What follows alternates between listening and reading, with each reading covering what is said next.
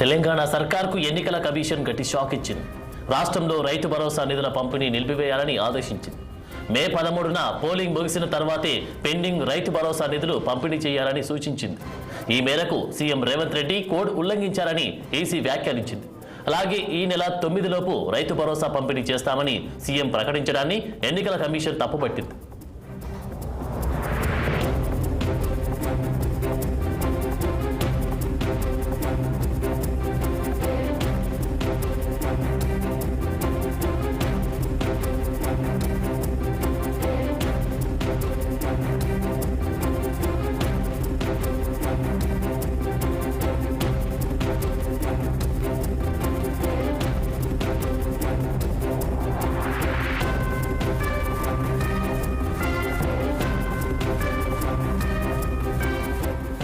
తెలంగాణ సర్కార్కు ఎన్నికల కమిషన్ గట్టి షాక్నిచ్చింది.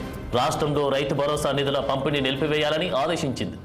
మే 13న పోలింగ్ తర్వాత పెండింగ్ రైతు భరోసా నిధులు పంపిణీ చేయాలని సూచించింది. ఈ మేరకు సీఎం రేవంత్ రెడ్డి కోడ్ ఉల్లంఘించారని ఏసీ వ్యాఖ్యానించింది. అలాగే ఈ నెల 9లోపు రైతు భరోసా పంపిణీ చేస్తామని సీఎం ప్రకటించడాన్ని ఎన్నికల కమిషన్ తప్పుపట్టింది.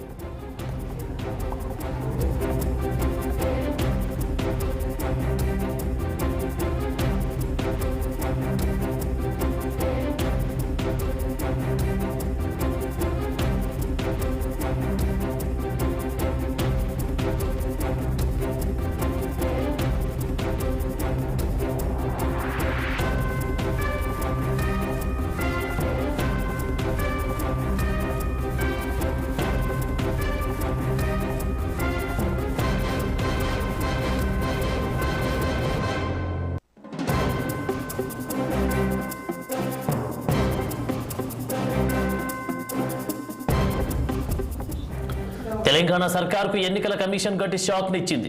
రాష్ట్రంలో రైతు భరోసా నిధుల పంపిణీ నిలిపివేయాలని ఆదేశించింది. మే 13న పోలింగ్ ముగిసిన తర్వాతే పెండింగ్ రైతు భరోసా నిధులు పంపిణీ చేయాలని సూచించింది. ఈ మేరకు సీఎం రేవంత్ రెడ్డి కోడ్ ఉల్లంఘించారని ఈసీ వ్యాఖ్యానించింది. అలాగే ఈ నెల 9లోపు రైతు భరోసా పంపిణీ చేస్తామని సీఎం ప్రకటించడాన్ని ఎన్నికల కమిషన్ తప్పుపట్టింది. ఇక ఇదే అంశంపై మరింత సమాచారం మా పొలిటికల్ బ్యూరో చీఫ్ రామ్ లైవ్లో అందిస్తారు. రామ్, ఆనంద్, ఏదైతే ప్రస్తుతం జరుగుతున్న లోక్సభ ఎన్నికల్లో భాగంగా తెలంగాణలో రాష్ట్ర ప్రభుత్వం అమలు చేస్తామని చెప్పిన రైతు బంధు పథకానికి కొంచెం క్రితం ఎన్నికల కమిషన్ బ్రేక్ వేసింది. రైతు బంధు నిధుల విడుదలకు బ్రేక్ కూడా వేసింది.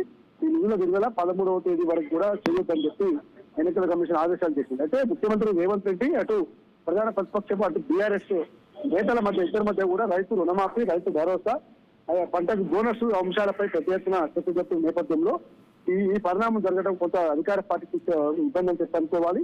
ఇప్పటికే ముఖ్యమంత్రి రేవంత్ రెడ్డి 2-3 రోజుల్లో మొత్తం కూడా ఈ నెల 9వ తేదీలోపు రైతు బంధు అని చెప్పి చెప్పడం జరిగింది. ఇప్పటికే కాంగ్రెస్ పార్టీ ప్రభుత్వం అధికారంకి వచ్చినప్పటి నుంచి కూడా రైతు బంధు నిధులు ఎకరాము, అరెకరా, 2 ఎకరాలు, 3 ఎకరాలు ఇంతవరకే నిధుల విడుదల జరుగుతూ ఉంది. తాజాగా నిన్న ఒక్కరోజు మాత్రం 5 ఎకరాల లోపు వాళ్ళకి ఈ నిధులు విడుదల అవుతా ఉంది. అయితే ఈసీ ఆదేశాల నేపథ్యంలో ఇప్పుడు ఇవాళ సాయంత్రం 7 గంటల నుంచి కూడా ఈ నిధులు విడుదల కాకుండా బ్రేక్ బంద్ అని చెప్పి అనుకోవాలి. గత అసెంబ్లీ ఎన్నికల్లో కూడా ఈ రైతు బంధు నిధులు విడుదల చేయాలని చెప్పి కాంగ్రెస్ పార్టీ ఈసీకి కంప్లైంట్ ఇచ్చింది. ఆ సందర్భంగా కూడా టీఆర్ఎస్ కాంగ్రెస్ మధ్య మాటల యుద్ధం నడిచింది. ఈ నేపథ్యంలోనే ఇప్పుడు కాంగ్రెస్ ఏదైతే ప్రభుత్వం రైతు బంధు నిధుల పైన వేణుగోపాల్ అనే ఒక సామాన్య వ్యక్తి ఈసీకి కంప్లైంట్ ఇవ్వడంతో సుమారుగా స్వీకరించిన ఈసీ రైతు బంధు నిధులకు విడుదల చేసింది. ఓకేనా, మరి సర్కార్ అంటే ఈ యొక్క గవర్నమెంట్కి సంబంధించిన విషయానికి వస్తే మరి ఒక మైనస్ పాయింట్గానే అనుకోవచ్చు. మరి దీనికి సంబంధించి సర్కార్ రియాక్షన్ ఎలా ఉండబోతుందంటారు?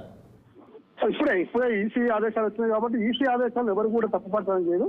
ఇంకా ఉన్న ఎన్నికల ప్రచారానికి సంబంధించి 45 గంటల పాటు కేసీఆర్ పై నిషేధం విధించింది కాబట్టి అది స్వీకరించిన కేసీఆర్ దాన్ని 45 గంటల పాటు పాటించాడు.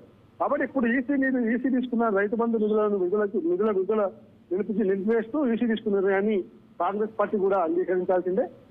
కాబట్టి ఇప్పుడు ఏదైతే రైతు బంధు నిధుల విడుదల ఇంకా మరింత జాప్యమయ్యే అవకాశం కూడా ఉన్నది. Thank you Ram.